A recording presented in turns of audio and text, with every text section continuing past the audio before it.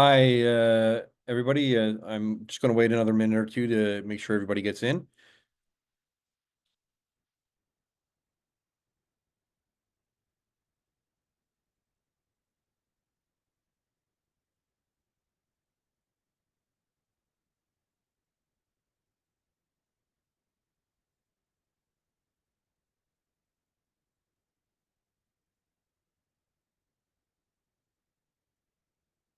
Just give it another second.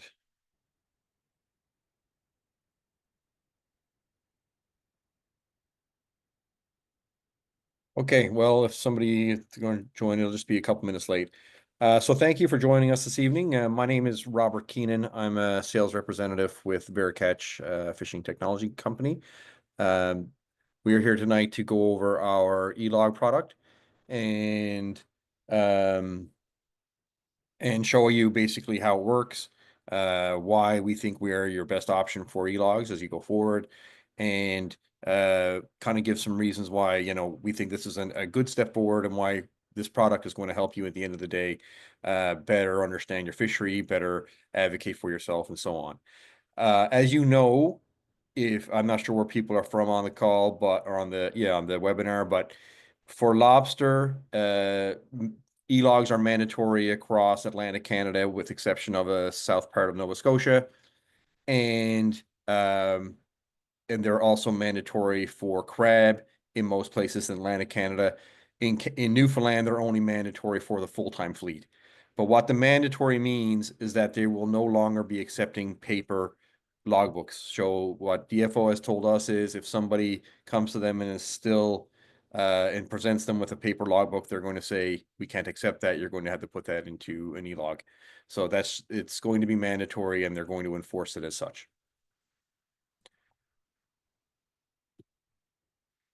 So, who are Veracatch? Well, we're a fishing technology company, as I said already. We are primarily based out of Vancouver. We were founded in Vancouver, and we've been operating there for the better part of 2 decades, providing e-logs to fish harvesters on the West Coast for approximately 15 years now.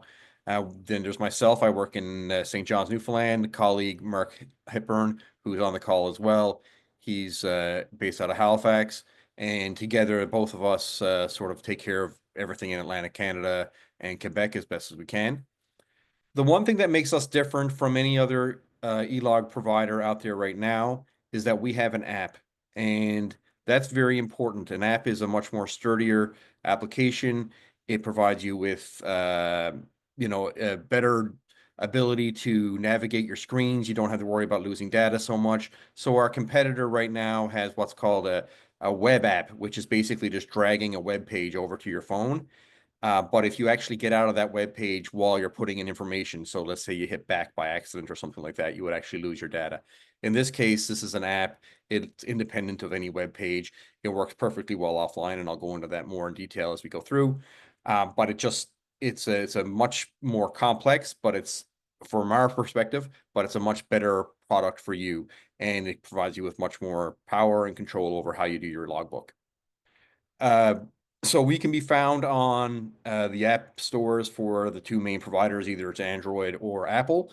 And you can just Google or put in the search bar Veracatch, and it's the only one that shows up. And you can download the app. You can download it for free. I'll show you how to get in for a free trial if you want to, and play around with it. So there's no commitment to absolutely buy right now without trying out the product. If you obviously want to buy right away, great. We'd be more than happy to help you with that and get set up. But if you also just feel comfortable with going for a trial, that's okay as well.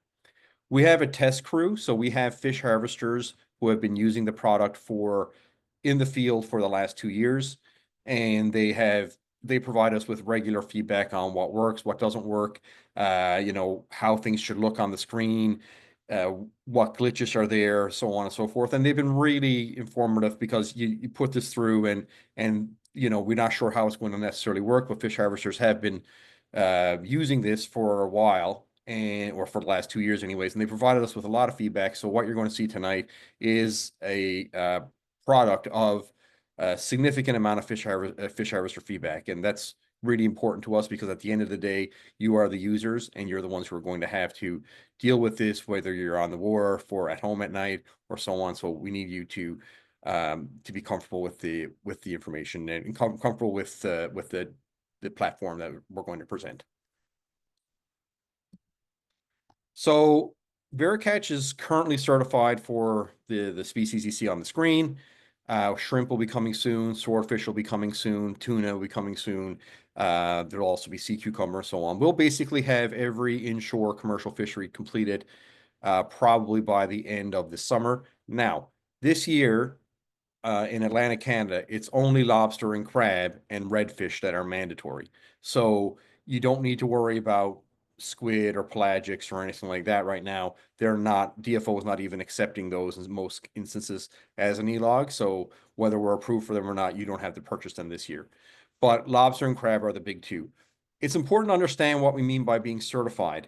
Certified means that DFO has gone through our product and looked through it and has found that it meets all the criteria that they set up. So we don't come up with the idea of how an ELOG is going to look or what it's going to collect. DFO provides us with that information. They provide us with what the specifics of it is, and then we go through our developers and we develop the look of the logbook or the ELOG, and we develop how it would function and so on, and then we send that back to DFO, and DFO then goes through it and lets us know whether it's up, thumbs up or thumbs down. So it's not something that's done quickly. It's not something that is done without care. The process of getting an ELOG approved from DFO ranges to about 2 to 3 months. And that's not even counting the time it takes to actually develop the ELOG for that particular species. So it's a pretty exhaustive process. So when we say we're certified, that means that DFO has approved us. And if somebody is not certified, they're not able to provide an ELOG to fish harvesters. This is the part of it where I think it's critically important for fish harvesters that this can be a very good use of them. So my background is I used to work for the FFAW. I was their lead negotiator. So FFAW is the largest fishing union in Canada. Used to be their lead negotiator, and I was their secretary treasurer for a time. And one of the things that always struck me about this was the lack of data that fish harvesters had at their availability, especially their own data. So you have your logbook, you fill it out, and then at the end of the season, you send it in. And then it goes to DFO, and you don't know necessarily what happens to it. Well, I mean, I guess you kind of do know because DFO admits that for many species, they're at least a year and a half behind in their logbooks. Some are even more. I know in Newfoundland, they're a year and a half behind in crab. I don't think they look at very many lobster logbooks at all. They recently admitted that they hadn't looked at a cod logbook in over 3 years. So this information is going to DFO, and DFO is really doing nothing with it. And the challenge there is because they are getting it in paper format, and then they don't have the staff, they don't have the capacity to then enter it in a timely manner into a database so it can be properly used. So I was at a meeting of the LFA 24 in PEI a couple weeks ago, and they were using data from 2022 and 2023. And it's really hard to manage a fishery when you're looking at data that's 2 years behind. So anything can happen within 2 years in a fishery. You need to have your up-to-date data. The other challenge with this is in the current system, you provide a paper document to DFO, and then DFO is responsible from looking at your writing and then putting that into a digital format. And this is not a stretch because I'm sure you can imagine it. You do that, if you have somebody with 100 logbooks and they're entering it in, you're certain that they're making 20, 25 mistakes. They're probably either seeing a 6 and thinking it's an 8 and hitting the 8 instead of a 6. And once that's put in, your number is no longer a 6, your number is an 8. Or your number is a 4, but they weren't paying attention when they typed it in and they hit 5 instead. Nobody's reviewing their work. The ability for data to be confused and not accurately represented when you have this current system we have is tremendous. This here is going to end that because all data is going to go through in a regular, uniform format. And so, so that's good as well. The other thing too is that most fish harvesters send off their logbook at the end, and it's in a cumbersome form. It's a big paper book, and most probably just put it in their, a shelf at home. Some guys have told me they just have a big, huge, like chest almost full of logbooks that they've collected over 20 or 30 years fishing. And they never really revisit them because it's not really in a format that they need. But here under this, you will have within the app, you will have access to every single log that you ever submit from now until you stop using our service.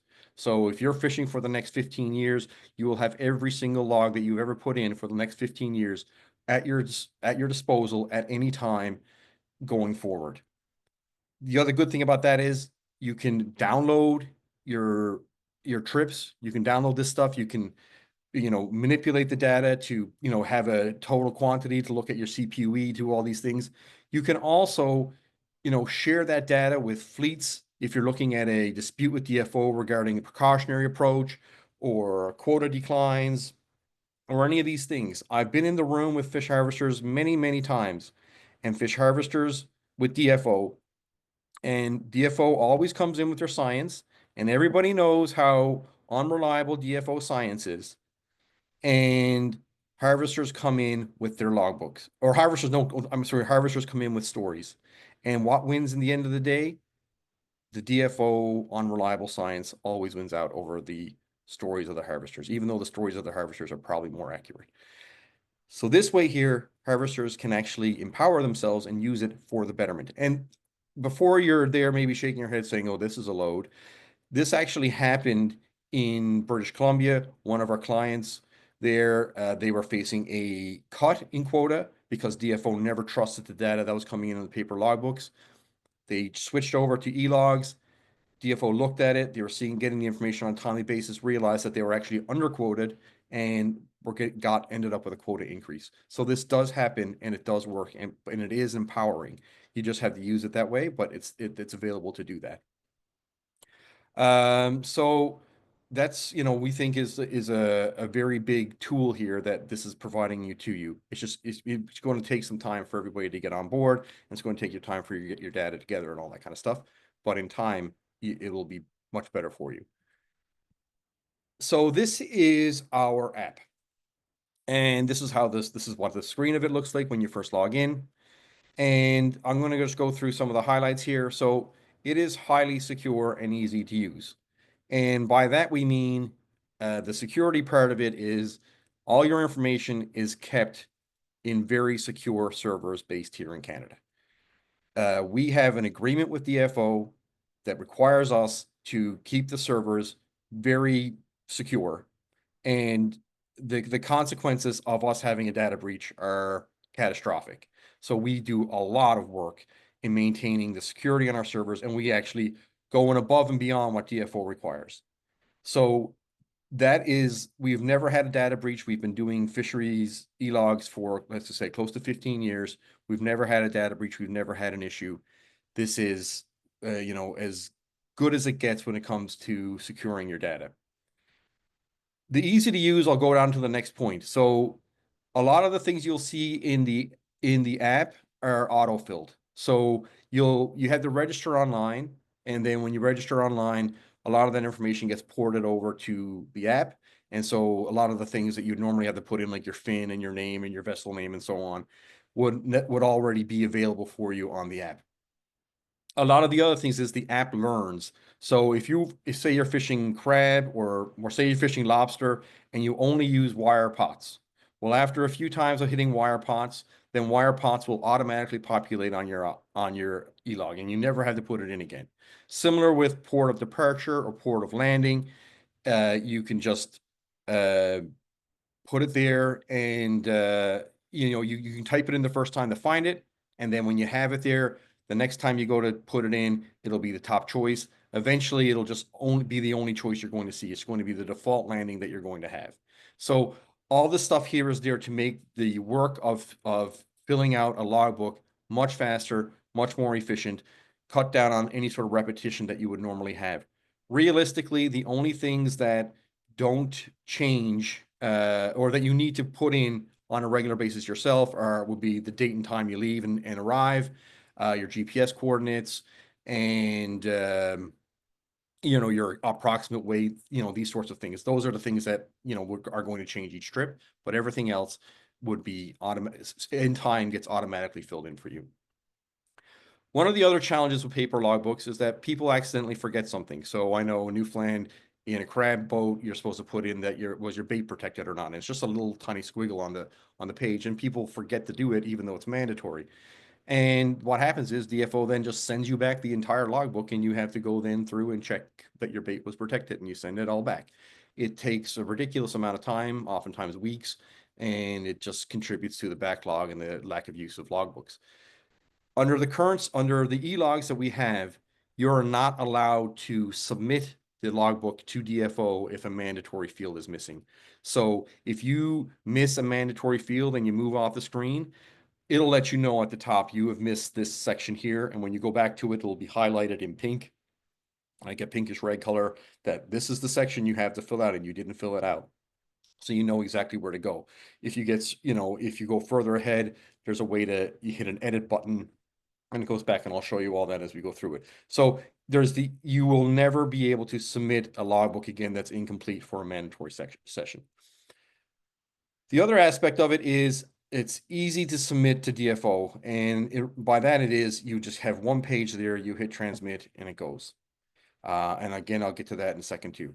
The last thing here, and this is a real key point, is this is an app, and it's a real app, and it works completely well offline. You do not need to be online at all to get into the app, to fill out your information, and to close your trip or anything like that. You can do all of that completely offline. You could be out in the middle of nowhere in the ocean, get into the app, fill out your information, whatever. The only time you need internet access is when you're submitting it to DFO, because then you have to transmit it over to DFO. And that requires obviously a Wi-Fi connection or internet connection. But without that, you do not need this at all. So if you're at a lobster camp for 2 or 3 weeks and you're going out fishing day after day after day after day, and you never have access to the internet for that period of time, it doesn't matter. When you get access, then you send it off. So that's a key factor here. And it works really, really well offline. We've tested it many times. Most of my demonstrations, I'll be demonstrating it to you offline as well as we go through this, and you'll see that it works well. So this is our pricing scale, just to be clear. So the basic one is $60 a year. Now, the basic one will give you everything that you need to meet your conditions of license, to do whatever you need to do. Basic, it provides you with, full access to the app, doing everything that you want. It provides you with a market update. So my background is in fisheries markets, and I do a market update hopefully every week, sometimes every 2 weeks. And we send that out to you on a weekly basis. And then you also are able to export your data from the app to your own computer into a spreadsheet and so on. So that's the $60 one. The $90 one is for a very specific purpose. And that is if you contact us afterwards and you say, I can't figure this out, and I need you to walk me through getting this done. Well, that takes a significant amount of time on our end, usually, because we're trying to do something over the phone. So, for example, I walked through most of the redfish fleet in Newfoundland about how to set up their accounts. Actually, I dealt almost exclusively with the wives of the harvesters, which is what happens a lot in these sort of situations. The wives were the ones who kind of managed the technology. And anyways, it's very time consuming for us. So we do charge more for that service. The other one was the $120 one. So that will get you the premium sign up if you want it as well. But the difference there is that there is a phone number that you get that you can call if you have an issue. So you can speak to somebody immediately about what your issue is and try to get it resolved. In basic, we will resolve your problems as quickly as possible. That is not an issue, but the first line of contact or the first ability to contact us is through email, and then we deal with it first through email. We'll probably call you back and make sure it's all settled and deal with it then. But the first line of contact is through email. With $120, the first line of contact can be through a phone call. So that's the differences between the three tiers. We don't, we ask you to, use your own discretion on what you think is best for you. So this will be the last slide I'll go. Oh, no, it won't be, because there'll be a few others. This is sort of our commitment. So we will listen to your feedback, and we always do that. And if somebody comes to us and says, we need to get this changed, this doesn't make any sense.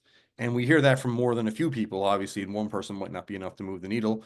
But a few people come to us and say, we need to change this. We will look at changing things if DFO allows us to do so. Like I said, we've done it before in the past. I'm sure we'll be doing it again in the future.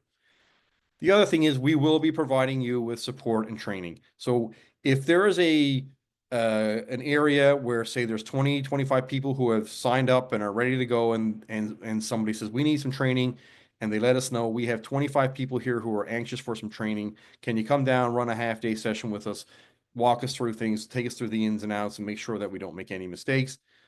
Then we would do that. That's not a problem and we will come down and do that. The only information that gets sent to DFO is the information that DFO requires for your conditions of license. So at some point, as the app matures, there might be opportunities for you to enter in more data with respect to, whether your price you paid, what the water temperature was, stuff like that. Because we are working on analytics and we're hoping to make this more of a robust app for you as we go forward. But regardless of what happens, DFO will only accept what DFO is required to accept. They will not be ever given any additional information. So the way their servers are set up is the only information they can get is the information that they're entitled to or required to have as a condition of license. And the last point I'll make here is, again, on the security of your data. So everything is in a Canadian server. Everything is very secure. We will never, ever, ever sell your data, let third parties look at your data, do anything to compromise your data. This is your data, and we treat that as the most important thing in our company. So we don't do anything to undermine that. We are bound by a law that's the initials is PIPEDA, which is the Federal Privacy and Information Act.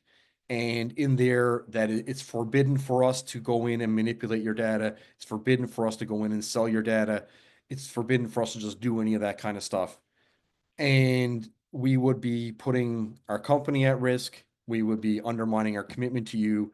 And well, we would actually be breaking your trust if we did that. And we don't have any desire to do that. We don't want to do it and we're not going to. So your data is perfectly safe. It's never going to be in the hands of a processor. It's never going to be in the hands of some telemarketer who's looking for just a mailing list or something like that. It's never going to happen.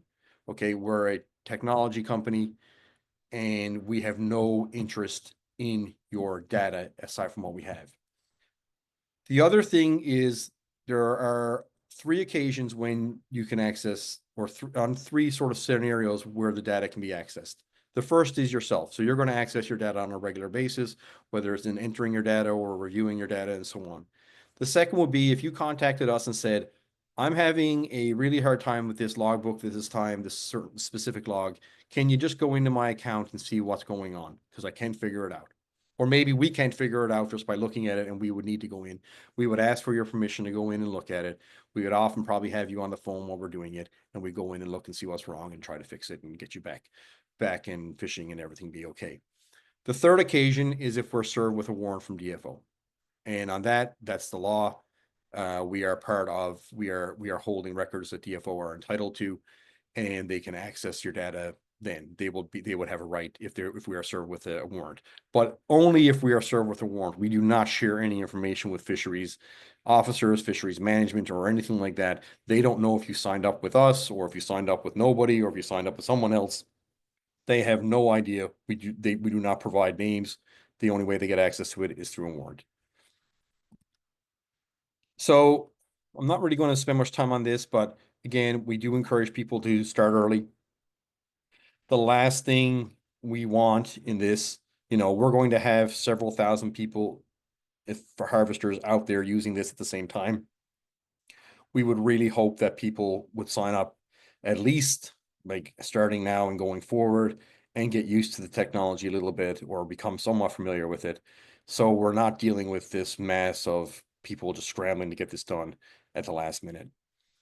So as again, save time and stress, and more stress than anything is that we want to get people comfortable with this. The other thing is you will start getting your market report. So I'm hopefully going to get one done this week. where there's all this stuff going on with tariffs and all this sort of things. People are nervous about where the market's going to be. I got some, recent export data and stuff that we can put in. So, you can start getting that as well. And, it doesn't hurt, especially as you get into the season where you start thinking about what the price is for your product as you go forward. This is, I guess, if you still wanted to come to an in-person event and you can, this is where you find it. So if you go to, sorry, our ELOG sign up this is our web page, and I'll show you this in a second.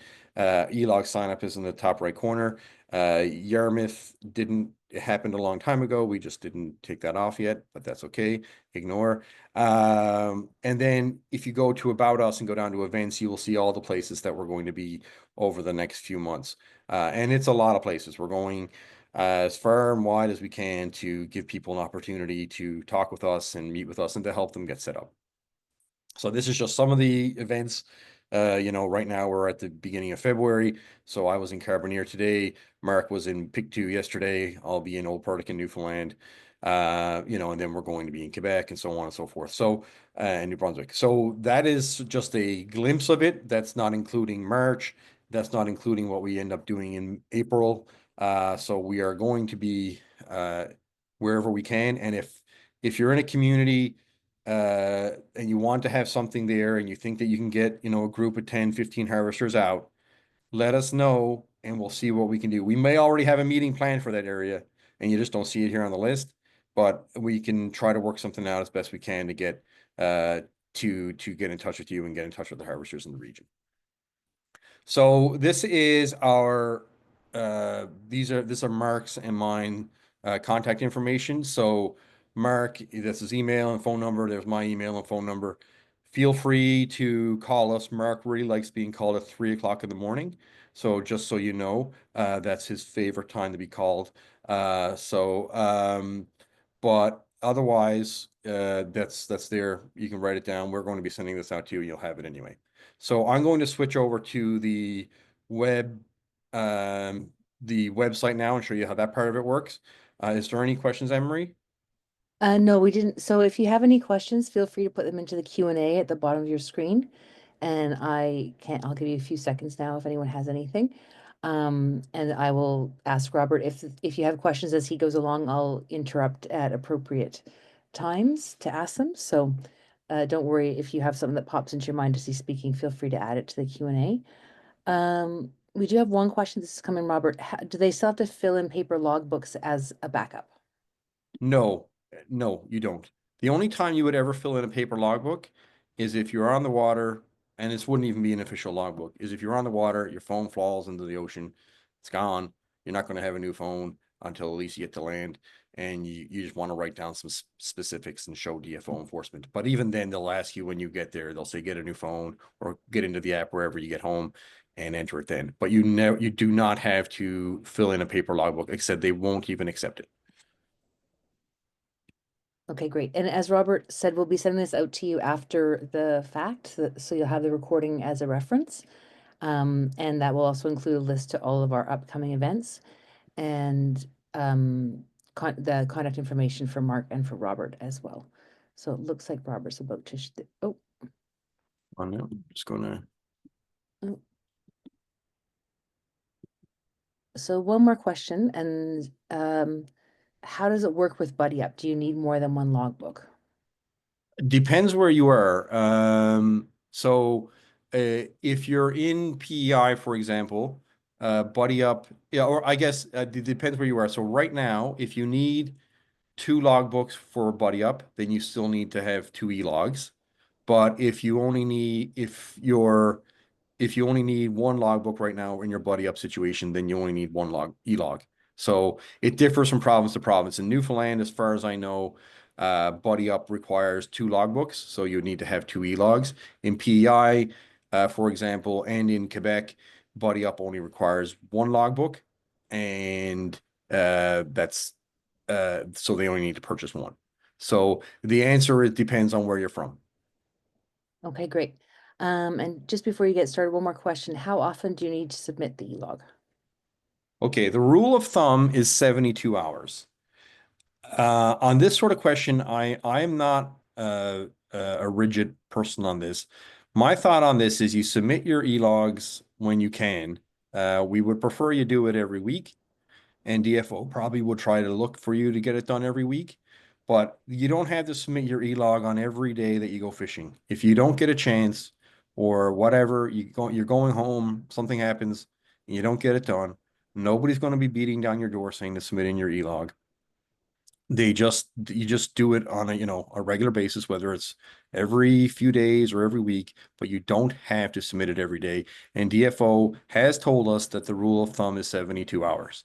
So they themselves are giving people 3 days to submit your ELOG, even though the submission of it takes, a second. But if you're not able to get it done or you're not able to get it transmitted right away on that day, don't worry about it. Okay, great. I think that's it for now. Okay, so I'm just going to show you this page here. This is our home page. It was on the screen that we just had. If you want to, is my cursor show up here, my mouse on the screen? Yeah, okay. So to sign up for ELOGs, you go in here to the ELOG sign up button here. And this is what will take you to this page here. So here is when you go to sign up. And you have to do this first. Okay, so regardless, you can download the app. You cannot do anything with the app until you've at least done the sign up on our webpage. Okay, so the app will not work for you. You'll not be able to get past until you do the sign up on the webpage. So you'd put in your email that's there. You create a password, it can be anything you want, and then you confirm your password, and then you just agree to the terms of service and you hit sign up. Okay, so then you're going to receive an email in your email account that you put up here in the top. And that email is going to ask you to confirm who you are. It's just an extra layer of security. Lots of websites now do that. So you go to your email. It might be in your junk mail. I think sometimes it gets accidentally sent into junk mail. So you might want to check your junk mail if you don't receive this within a minute or two. But then you get it, and then you hit confirm, and so then you're good to go. So when you hit confirm, then you go into here to the login. So this is where then you would put in your actual your account or your email and your password that you came up with. So you go to log in, and then I'll show you the screen you'll see when you log in. So when you log in for the first time, this is the screen you're going to see. And it's going to say either purchase a logbook or start a 14-day premium. So the only two logbooks that you would be purchasing right now, depending on where you are, would be lobster or crab. So if you go in to purchase it, you hit that here, you go to your service level, let's just say $60, and then just hit this NA, and then you hit start subscription, and that's going to take you to a pay page where you just put in your credit card information and so on, your telephone number, and then you pay and you're ready to go. If okay, so a second. Okay, so that's how that works. I'm going to go in here to a 14-day free trial because it's just easier.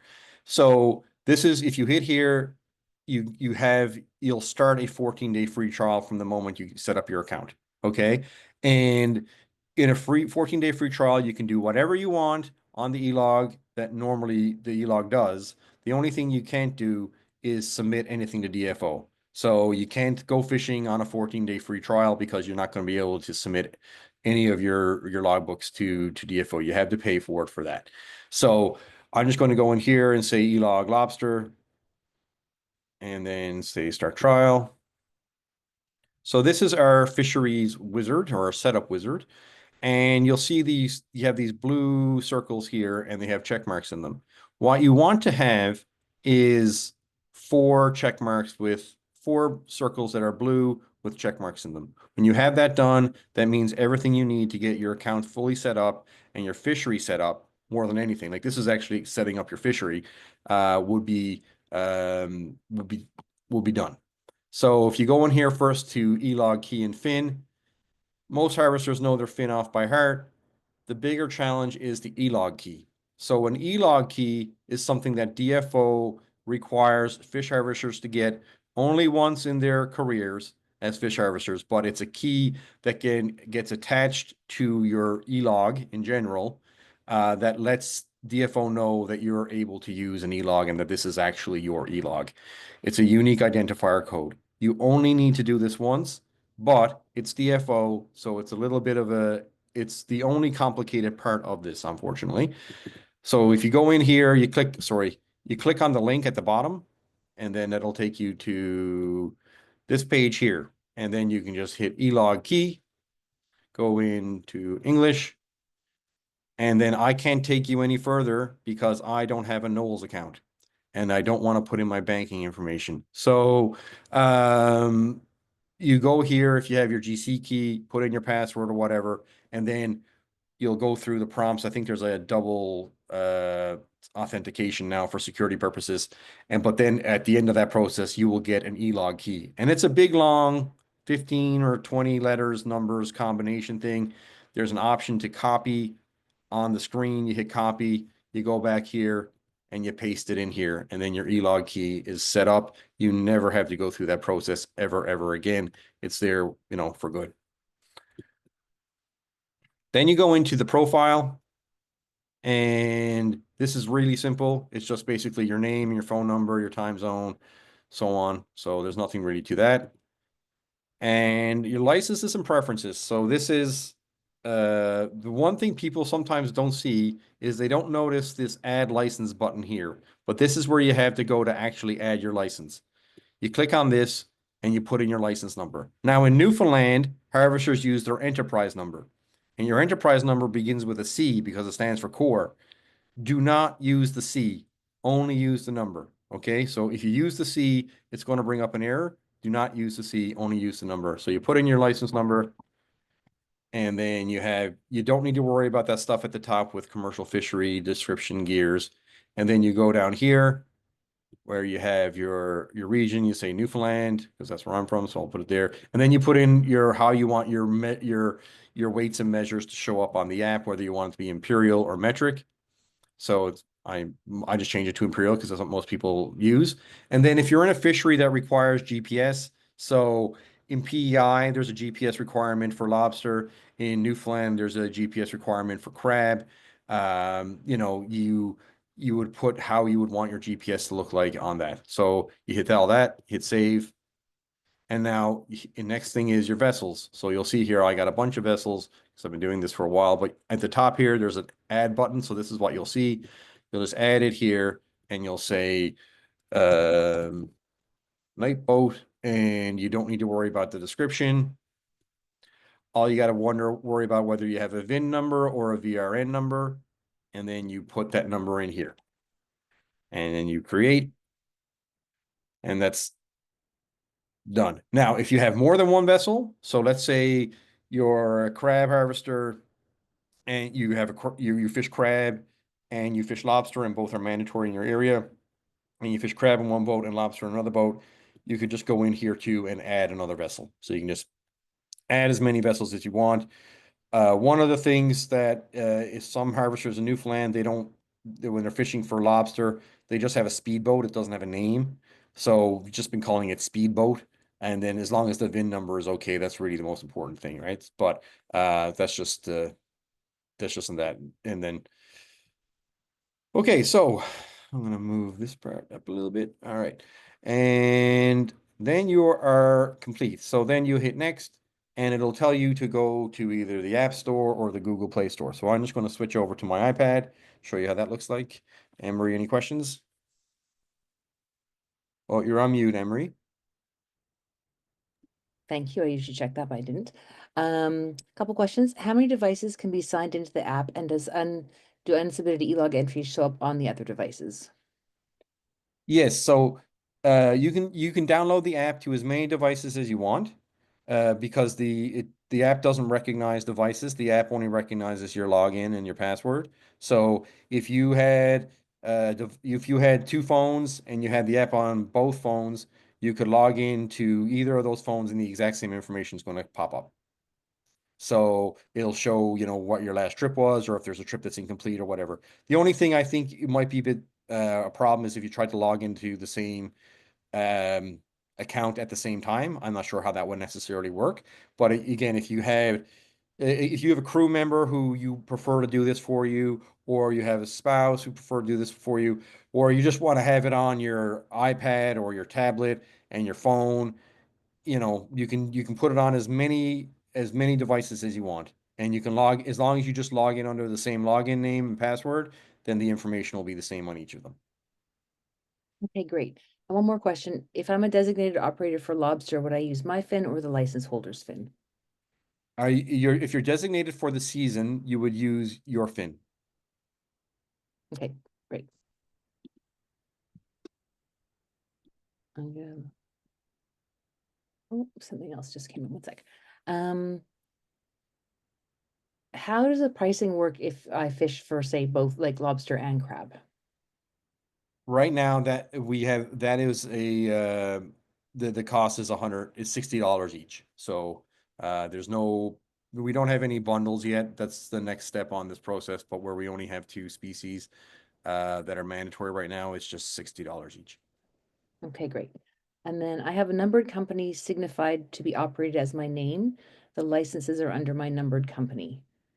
Um, but that's Okay, not, well, just put in and so I guess the question I would have for that is when the harvester would still have to have a fin.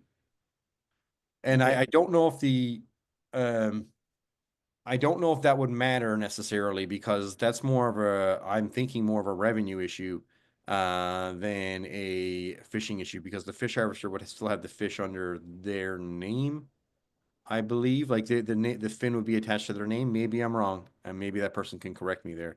But whoever's name the fin is in is the name the logbook would be in. Uh, he just followed up to say the numbered company has a fin.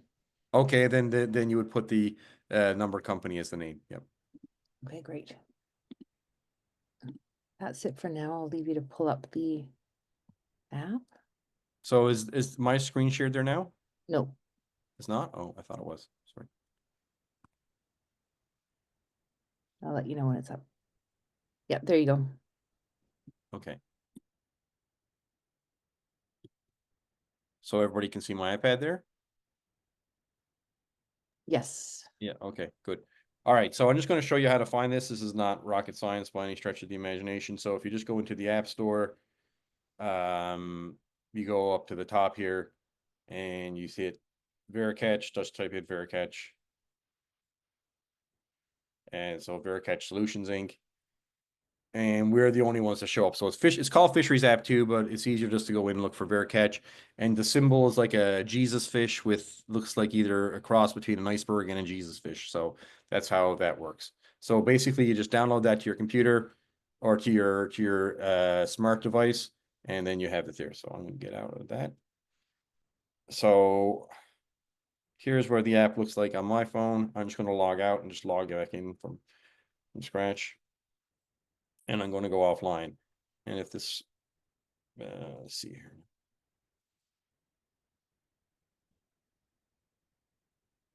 So I'm offline here now. I'm going to type my username and password and get in.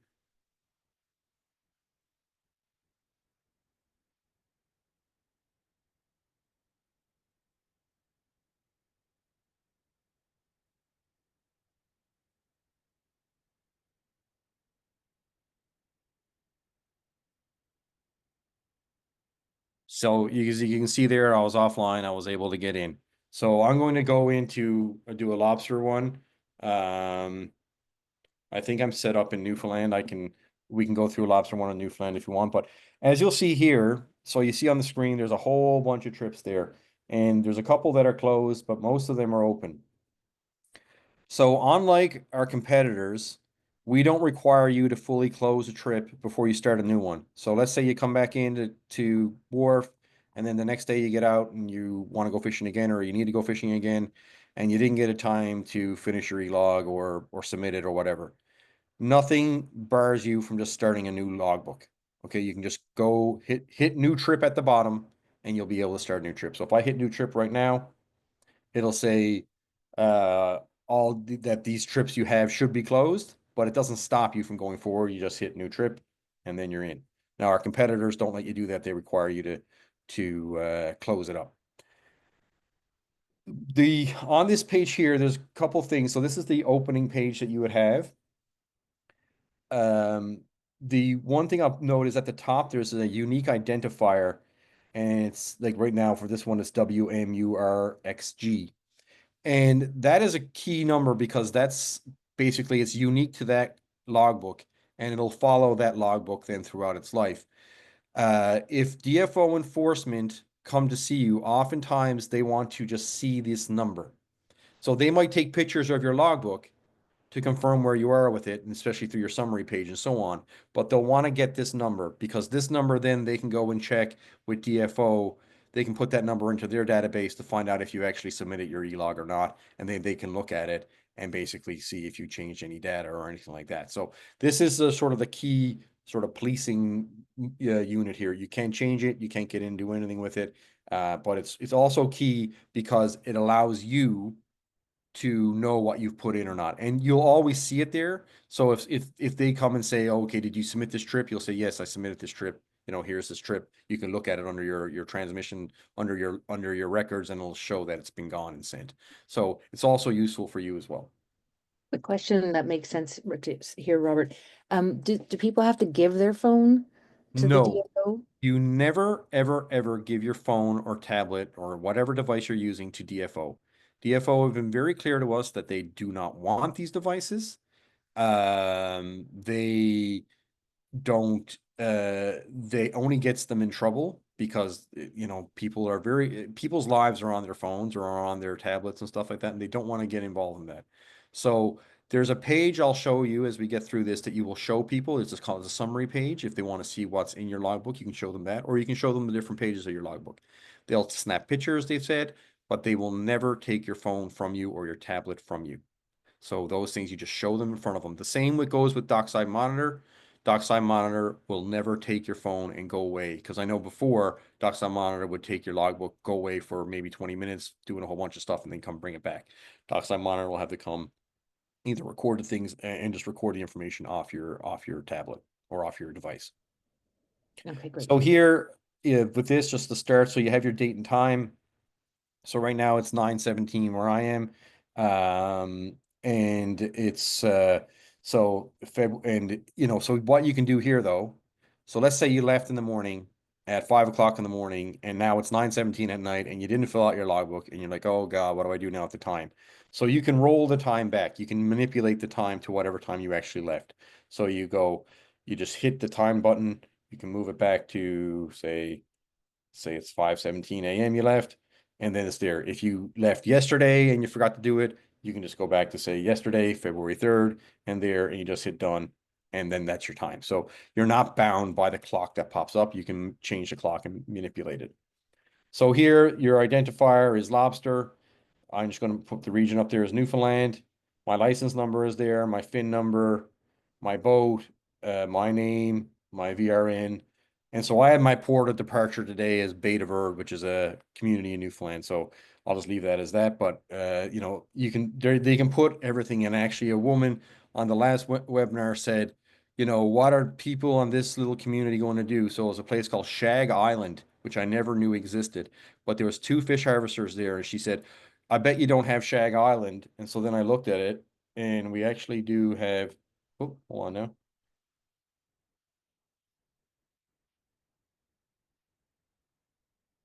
Shag Island. So Shag Island has two harvesters, but we got the port. So like if you have a port and you don't think it's there, we probably do have it. As long as it's some has it's noted by DFO at all. So again, you can do this. It's all there and play with it as you need to. And this is a lobster logbook for Newfoundland, so I know in some areas you don't need to put a port of departure, but you do in Newfoundland. So then at the bottom here is you can hit save and validate.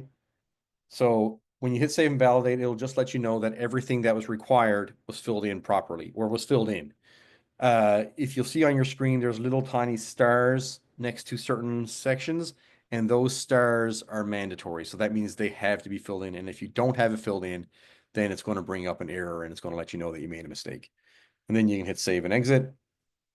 So this is the inside of your logbook. I call it the guts of your logbook. And so there's only two pages though that you need to fill out. One is effort and one is landing.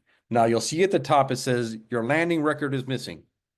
The only reason why we put that there is that over the last year, when doing this, we found that a lot of harvesters forget to do their landing form. So we've just put it up there. You haven't missed anything yet, but we just put it up there to remind people you have to do your landing because people forget about it. So the main sheet though in this is your effort. So you go into your effort sheet and you have your date and time that you started fishing. So let's just say it was a couple hours ago, done. And then you have your license number. So today, guys, we're in LFA 7. They're all the LFAs for Newfoundland will be here. Probably all the LFAs for Atlantic Canada are here. So, but you would type in your LFA, and then once you've typed that in a couple of times, it'll either auto-populate right away or it'll be the first choice at the drop-down menu. And then they ask you the three main questions of interaction with marine mammals, fishing gear, and fishing effort, or sorry, species at risk. And most times you answer no, because hopefully you don't have any of those interactions. If you do have an interaction, or say you have lost gear, it's going to require you to go to the lost gear page, which would be right here or these ones here, and fill that in. We're not going to worry about that right now. But that's, that we filled it in. Now, currently there's a NOLS requirement. You have to sign into NOLS to note when you had these things, lost gear, marine mammal interaction, so on. This replaces that. You don't need to do it both times. So if you do it on your ELOG, you also don't need to go to NOLS and make a note through that as well. As you go down through, see, so the targeted species is lobster. It's already put in there. Pot and trap is already put in there. Wireless mesh, it gives you three choices here, whether it's wire mesh and wood traps, or just wooden traps. So you have the choice between those three. So put wire meshes there. And then the soak time for your gear. So most people soak for lobster for a day. You go 1 day, and then the number of gears hauled. So in the area I was in today, the number of pots you could have was 150. So we'll just put that in. And then you either have a large trap or a standard trap. Most fish harvesters use a standard trap. That's there. And you don't need to worry about your statistical section. You don't need to worry about BNOsh, just again in Newfoundland, that. And then you go down here and it says kept weight. So DFO has this in kilos. I think we have it over in pounds if you hit that imperial. I've been doing this so many times, I'm not sure which one I have imperial in. But if not, I know DFO has been wanting to move to the metric system. So you'd have to do the conversion. But let's say you had 200 kilos and so you put in your 200 kilos, and then you have to put in the number of lobsters. So that's just something particular to Newfoundland. And let's say that's 185. And then discards, well, I don't need to put that in. And then product form, it's in round weight, and so on. So then here, if you have bycatch for lobster or your fishing crab, you go here and you add catch. So you would put in your species here, like let's say you had guys say today we get wolffish. So let's say you get wolffish in your trap, and then you'd put in like the number of specimens or whatever, and so on and so forth. And the product form again will be round. And that's how you would add in your bycatch. So I'm just going to get out of that though. And then you put in the time that you ended your fishing effort. So what was the time you hauled up your last trap for the day? And you'd put it in, say now, and that's done. Now, I'm not sure, again, I'm not sure who's on the call and what they fish and so on. So I'll hit save and validate, and the thing is validated, and I'll hit save and exit. If you are a multi-day, say, let's say you're crab and you're offshore and you're gone for a week or something. So you're fishing, you're steaming for 1 day out, and then you're fishing for 4 days and you're steaming for 1 day back in. Or you're doing the same thing with lobster, I'm not sure. Each day when you're normally out at sea fishing, you have to fill out a page, an effort page on your logbook. So here, and on multiple days, you would go to the plus sign next to effort and you would just create. So let's say day 1 of fishing is I just completed. Day 2 of fishing, you hit a plus sign, and you would then start again for day 2 and put in your effort for that day.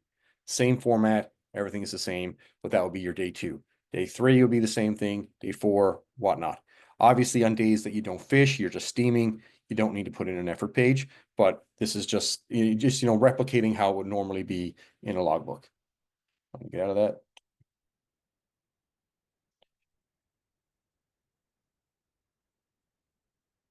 And then the last part here is the landing. And this is very, very simple.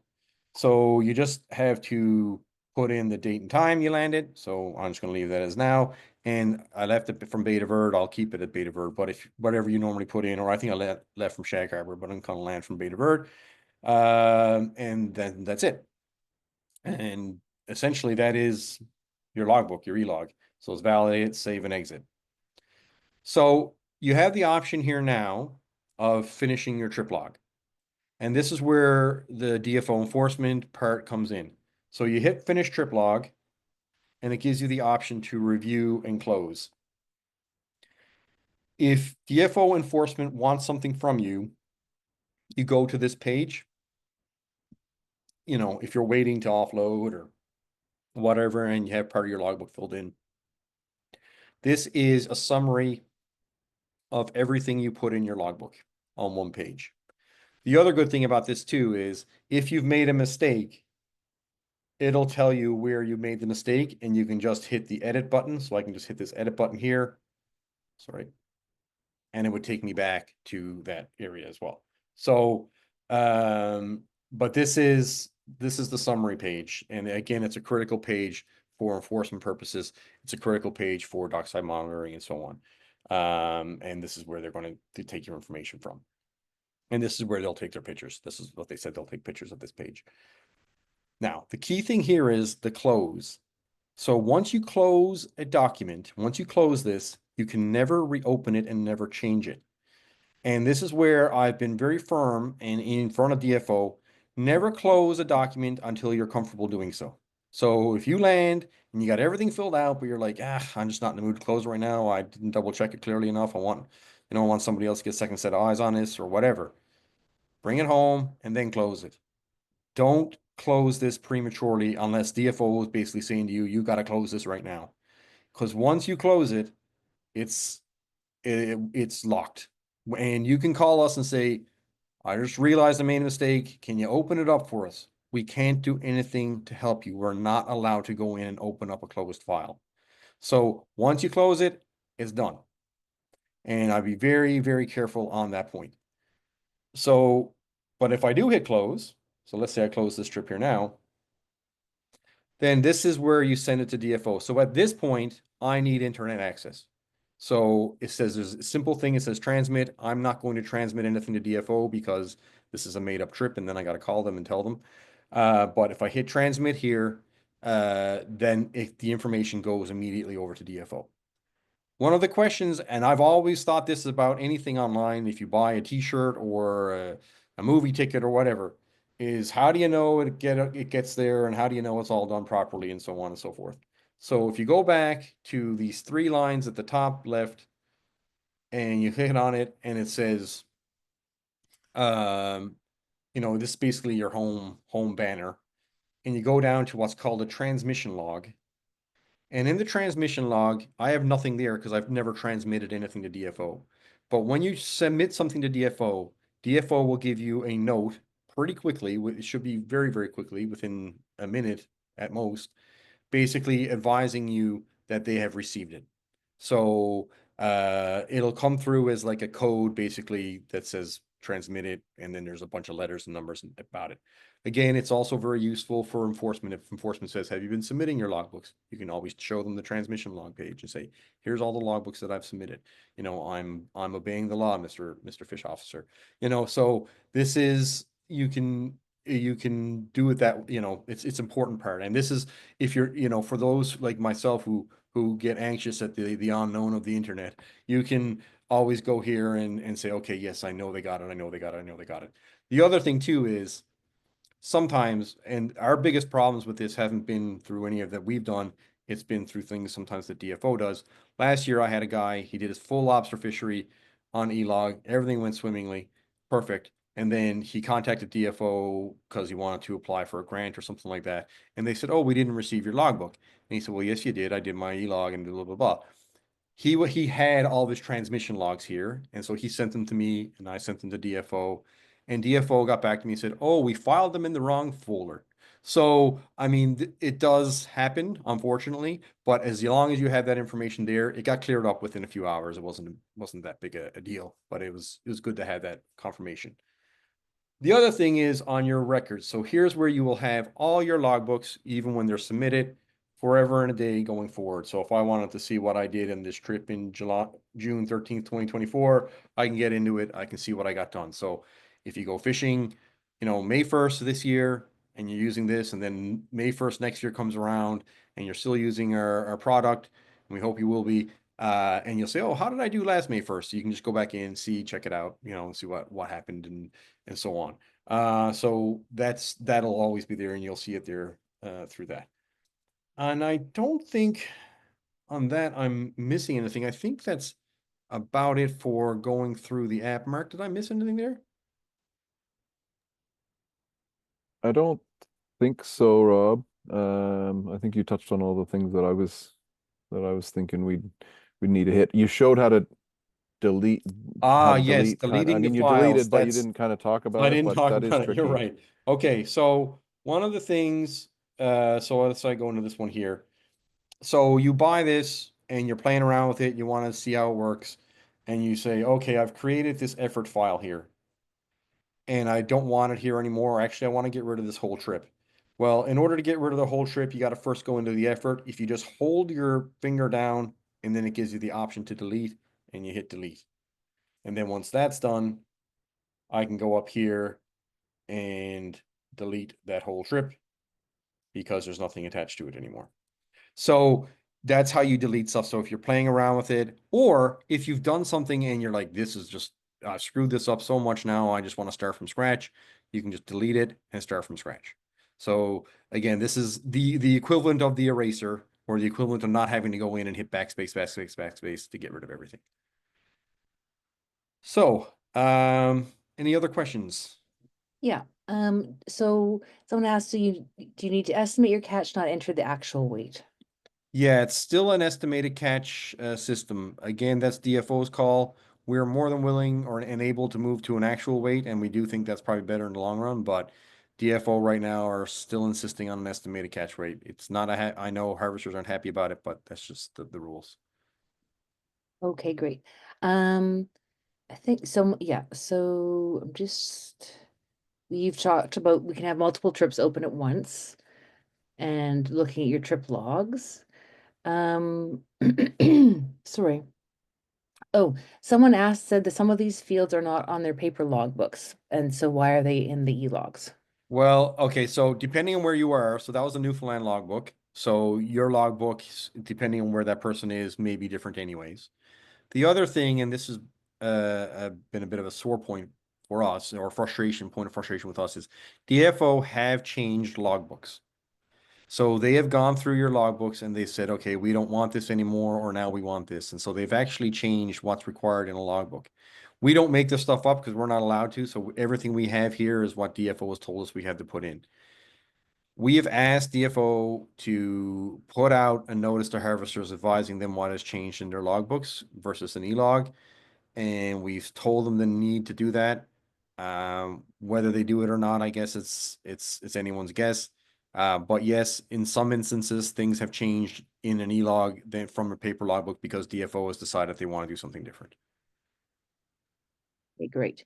And the last question is, can they fill the information on their laptop or do they have to use the app? No, you can go in through the web page, like your setup web page, and you can fill in your logbook that way as well. Okay, great. And sorry, one more just came in. If you indicate no for species at risk, can you go back later and fill in the form? Yes, I mean, as long as your trip is not closed, you can go in and change it. Yes. Yeah. Okay, great. A few more questions are coming in, and we know we've gone past the hour mark, so we appreciate all of you sticking around, and we're happy to stay as long as there's questions. But is there a place for the dockside monitor to add the weight of the catch? The actual weight, what we've told people to do on that one, and I'll just bring up this here, is sorry.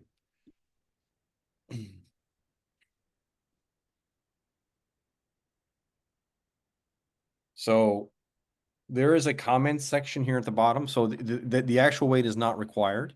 But, and this is again why I don't want people to close their documents too quickly, because some people have used to either attach their own receipt to it for their own purposes or write in their actual weight. In the comments section, that's where we're saying write in your actual weight if you want, or your receipt number. Okay, great. And then how can I find out when an ELOG will be mandatory in my area? You would have to go to the DFO website on that. Now, we can probably give you an answer if you told us right now what area you were in. We have it, we know pretty well. If you're, but if you know, otherwise it would be DFO. They put out a notice to harvesters, I think, letting people know what areas were going to be mandatory and not, or not. Yeah, and I can include that link when I send this out around afterwards as well. Oh, the person is So in that's LFA 34. Southwest Nova Scotia, Okay. which is likely to be in the fall, but that hasn't been nailed down yet. Next fall, like this fall 2025. Okay, great. And then one last question. So I can send these in once a week. If you want to, yeah, there's no policing. Like, again, when the redfish fleet went out, they weren't sending them in quickly enough, and the DFO said, you know, please send in your ELOGs. But you know, like there's, yeah, as long as you send it in on a regular basis, that's all they want. Like they wanted to receive it more than say once a month or once every 2 weeks, but once a week, I think is fine. Nobody's going to complain about that. Okay, great. I think that's it for questions.